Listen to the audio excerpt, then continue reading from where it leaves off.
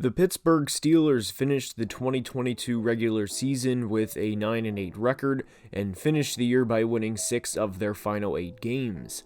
They started the year 2-6 and entered the Week 9 bye, coming off of not one but 2 road losses, including a 35-13 smoking to the Philadelphia Eagles. For anyone that may not directly remember that game, it was the A.J. Brown 3-touchdown game, and that summed up the first half of the Steelers' season. Frustration.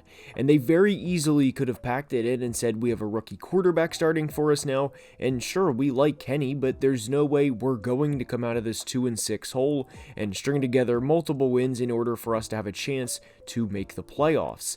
And they would have been wrong, as after the bye, the Steelers finished the year on a 7-2 run and were in playoff contention in Week 18.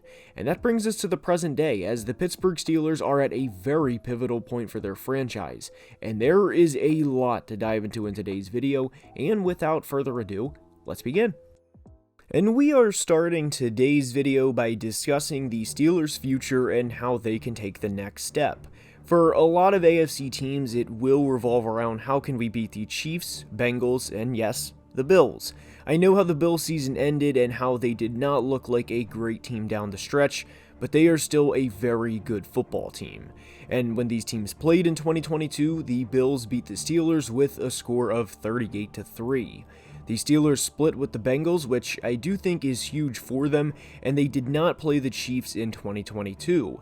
So the question for Pittsburgh heading into 2023 is, how can we become division champs? And there's a few questions we have to answer when looking in the next year.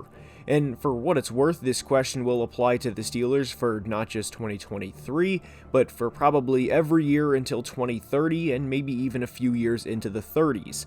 And that's, how can we stop Joe Burrow and Jamar Chase? Because when these teams played in 2022, the Bengals had a receiver go for over 125 yards in each game.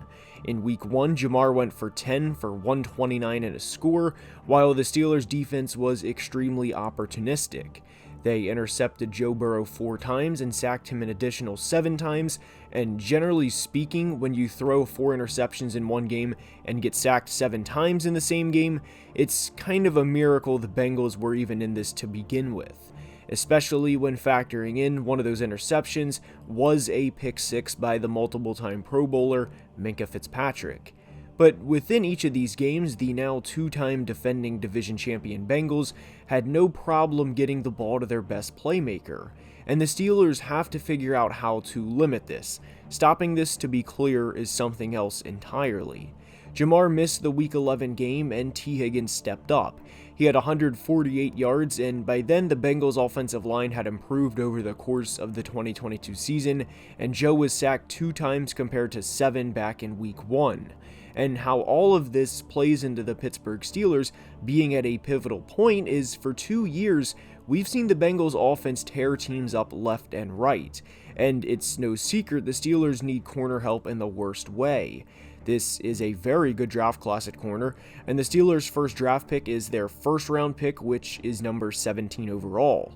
They, of course, have the Bears' second-round pick at the top of the second round, and their own second-round pick at number 49. Having 3 top 50 picks is huge for any team, but it's especially big for general manager Omar Khan. Khan became the general manager after Kevin Colbert stepped down following the 2022 draft, and what's particularly big for the Steelers this year is they can take the next step and get close to those teams in the upper echelon of the AFC just as much as they can remain where they are, which is a 9-win team that missed the playoffs. This is Omar's first draft and offseason for that matter as the guy calling the shots, and it's hard not to like what he's done so far since becoming the GM, as he's done things like extend Minkah Fitzpatrick and get what was essentially a first-round pick for Chase Claypool. And in his first draft as GM, he's going to have to get some much-needed corner help and also address the offensive line. We haven't discussed Kenny Pickett yet, and we will get to him, but taking the next step is the first part of the Steelers' offseason. One problem the Steelers had in 2022 was running the football. They finished 10th in rushing attempts last year and finished 16th in rushing yards and 26th in yards per carry. A good run game is a quarterback's best friend, and especially a young quarterback's best friend, and drafting someone like Broderick Jones from Georgia with the 17th overall pick would immediately contribute to fixing this problem. Dan Moore, in theory, improved at left tackle from his rookie season to his second season, but the jump was not substantial enough to not heavily consider drafting a left tackle in the first round. He allowed 7 sacks in each of his first 2 seasons and also had 10 penalties called on him. And when you watch Kenny and the Steelers offense play, a lot of the time Kenny rolls to the right, which is a sign of him being uncomfortable staying in the pocket and tries to go away from where Dan Moore is blocking. There was a clip that went viral on Twitter, and it was a clip of head coach Mike Tomlin saying to Commanders defensive lineman Chase Young, "I don't want to ever lose enough games to get a guy like you." And given Tomlin has never had a season under 500 as the head coach, they did not lose enough games to get a top 3 or 4 pick this year. However, as we mentioned, they have 3 top 50 picks, and their 3rd round pick, which is number 80 overall, and their 4th round pick, which is number 117 overall. There is a chance we see the Steelers trade up to get a left tackle. Broderick Jones, the aforementioned Georgia tackle, is a player I like mocking to the Steelers, but I wouldn't put it past them to trade up to try and get one of the top 2 tackle prospects in Peter Skoronski from Northwestern or Paris Johnson from Ohio State. They have the ammo to move up, and not only would it help protect Kenny's blind side, but it would help the run game that the Steelers tried to continuously establish in 2022, but failed to do so the majority of the time. And one thing that Steelers fans were understandably upset about was the choice to bring back offensive coordinator Matt Canada. Kenny and Mitch combined for 11 touchdowns in 2022, which is awful. I understand the offensive line had its struggles, but to finish the year 26th in points per game, ahead of only teams like the Rams, who started a backup for a lot of the year, the Jets, who started Joe Flacco last year because Zach Wilson was a bust and could not be trusted, and to bring him back, Matt Canada that is, baffles me. Canada being there in 2023 can go one of 2 ways. The offense will underachieve and fail to consistently put up points like it did for a lot of 2022, or the players can start to rebel and Kenny Pickett can succeed in spite of Canada. What's frustrating for an outside person looking in is to have a player like Deontay Johnson, who we can all acknowledge is not a top 3 or 4 receiver in the NFL, but a damn good football player, set the single season record for most targets without a touchdown. There are so many statistics you can point to regarding the 2022 Steelers offense and why they needed to move on from Matt Canada, but bringing him back can really be summed up in one word. And that's frustrating. And I don't think there's a game that sums the frustration up more for the Steelers from an offensive standpoint than the Week 16 win over the Raiders. Yes, they won, and yes, they improved to 7-8 to momentarily stay alive in the playoff hunt, but they put up 13 points on a team that gave up the 7th most points in all of 2022. They had a 15-play, nearly 8-minute drive in the second quarter result in a field goal. They had a 9-play, over 5-minute drive, again, end in a field goal. Their only touchdown of the game came with 46 seconds left to play and what was a 10-play, 76-yard game-winning drive led by Kenny Pickett. The Steelers outgained the Raiders in this game by nearly 150 yards, won the turnover battle 3-1, yet Derek Carr had the opportunity to lead a game-winning drive of his own. And this concerns me for the Steelers' future and a reason why they're at a pivotal point. For as much as I love players on this roster, and for as much as I think they could seriously compete, I don't think they will seriously compete with Matt Canada as their offensive coordinator, and I was very disappointed they brought him back for 2023.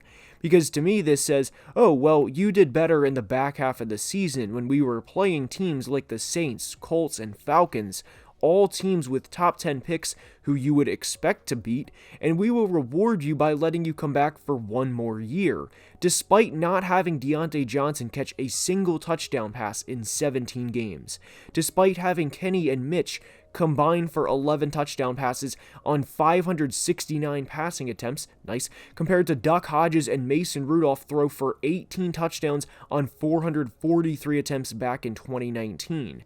And because of this, unless the Steelers have a few player-only meetings or do something very drastic from behind closed doors that the public doesn't hear about until after the season, I think this will continue to be a problem for them in 2023. And one thing the Steelers will have to address either this offseason or next at the latest is who will eventually replace Cam Hayward. I know the immediate thought is DeMarvin Leal, a third-round pick from 2022, but that's not something they can bank on for their future. They, of course, would love Leal to step in for the next 5 to 7 years and be a solid starter, but that's a lofty expectation or hope at the moment. He had 14 tackles in his rookie year and played a total of 175 snaps during his rookie season.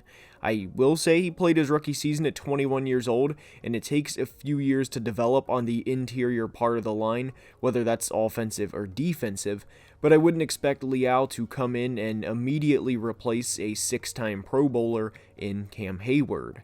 Cam has back-to-back double-digit sack seasons, and the impact he has on each and every game cannot be emphasized enough. He's had at least 55 pressures in every year dating back to 2017, and when you pair an interior rusher like Hayward, along with the 2021 Defensive Player of the Year award winner in TJ Watt, you're going to have a pretty damn good pass rush by default. And they have a very good second pass rusher in Alex Highsmith, who quietly finished 2022 with 14.5 sacks and was tied with Hassan Reddick of the Eagles for leading the NFL in forced fumbles with 5. The Steelers are going to have a tough decision, and that's how much to pay Highsmith, who is entering the final year of his rookie deal. I think Highsmith will take one look at his former Steelers teammate in Bud Dupree, who had 8 sacks in the first 11 games of 2020 before tearing his ACL, which ended his Steelers tenure. He got the bag, as people would say, and signed a 5-year deal with the Titans for over $80 million and has just 7 sacks for them in 2 years. I think Highsmith would take a discount to sign a long-term contract with the Steelers, as Dupree is a perfect example of what playing opposite of a guy like TJ Watt can do for your career, both good and bad. And having a duo of Highsmith and TJ Watt would be crucial for this team's success in late December and January, when you need to get after the Burrows, Allens, and Mahomes of the world. And hell, I think you can throw in Trevor Lawrence in here now as well. The standard is the standard is a quote often used by head coach Mike Tomlin, and the defense certainly gets it. And sure, they have their occasional stinker of a performance like most teams do, but the Steelers will be at minimum contending for a playoff spot next year. Will they get to the Super Bowl? Probably not next year, but they can put a lot of pieces in motion to be seriously competing for Super Bowl appearances in 2024 and beyond. And how General Manager Omar Khan handles this offseason, his first season fully in charge of the team, will largely determine whether or not we see the Steelers hoist their 7th Lombardi in the next 5 years. And that's all I have for today. I hope you enjoyed. If you did, please like the video and subscribe to the channel, as it would mean the world and help a ton. And until next time, enjoy a Permani sandwich, be safe, and have a great day. Love you guys.